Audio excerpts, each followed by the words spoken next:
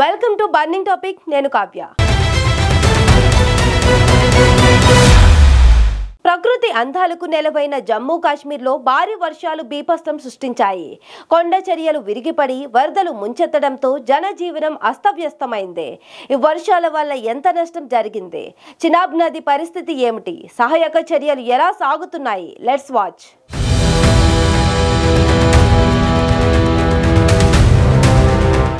జమ్మూ కాశ్మీర్లో కురుస్తున్న భారీ వర్షాలు విధ్వంసం సృష్టించాయి. 2 రోజులు కురిసిన వర్షాలతో కొండ చర్యలు విరిగిపడి వరదలు వచ్చాయి. రాంబన్లోని ధరంకుండ్ గ్రామంలో ఇల్లు పూర్తిగా దెబ్బతిన్నాయి. 3 ప్రాణాలు కోల్పోగా 1 గల్లంతయ్యారు. జమ్మూ శ్రీనగర్ జాతీయ రహదారి మూతపడి వందలాది వాహనాలు చిక్కుకుపోయాయి. విద్యుత్ సరఫరా రాకపోకలు నిలిచిపోయాయి. ఈ వర్షాల వల్ల తీవ్ర నష్టం సంభవించింది. రాంబన్ జిల్లాలో ఎక్కువగా ఎఫెక్ట్ ఉంది. అనేక గ్రామాల్లో రోడ్లు, విద్యుత్ సరఫరా వ్యవస్థ పూర్తిగా నాశనమైంది. వ్యవసాయ భూములు, పంటలు కూడా వరదల్లో కొట్టుకుపోయాయి. జమ్మూ శ్రీనగర్ రహదారిపై 10కి పైగా చోట్ల కొండ చర్యలు విరిగిపడడంతో రవాణా స్తంభించింది. ఈ నష్టం విలువ ఇంకా అంచనా వేయాల్సి ఉంది. కానీ ప్రాథమికంగా కోట్ల రూపాయల్లో నష్టం జరిగినట్లు అధికారులు అంచనా వేస్తున్నారు.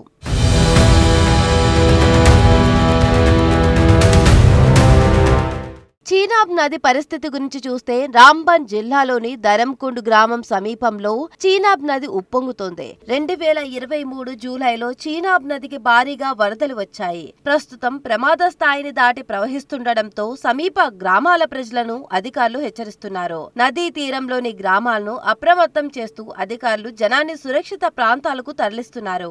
వరద ప్రభావిత ప్రాంతాల్లోని బాధితులను సహాయక బృందాలు రక్షించాయి. ఎన్డీఆర్ఎఫ్, ఎస్డీఆర్ఎఫ్, స్థానిక ఎన్జీఓలు రంగంలోకి దిగాయి. కొండ చర్యలు విరిగిపడడంతో మూసుకుపోయిన రోడ్లను క్లియర్ చేసే పనులు జరుగుతున్నాయి. కేంద్ర మంత్రి జితేంద్ర సింగ్ బాధితులకు అన్ని రకాల సహాయం అందిస్తామని హామీ ఇచ్చారు.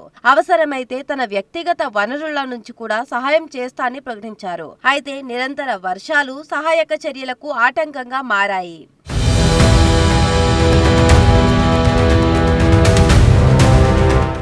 ఈ వర్షాలు, వరదలు జమ్మూ కాశ్మీర్లో జనజీవనాన్ని స్తంభింపజేశాయి. వాతావరణ శాఖ మరింత వర్షాలు కురిసే అవకాశం ఉందని హెచ్చరించింది. దీంతో పాఠశాలలు మూతపడ్డాయి. రవాణా వ్యవస్థ పూర్తిగా స్తంభించింది. ఈ సంక్షోభం నేపథ్యంలో స్థానిక అధికారులు, కేంద్ర ప్రభుత్వం మరింత సమన్వయంతో సహాయక చర్యలు చేపట్టాలని నిపుణులు సూచిస్తున్నారు. ఈ వరదలు రాష్ట్ర ఆర్థిక వ్యవస్థ, పర్యాటక రంగంపై తీవ్ర ప్రభావం పడింది.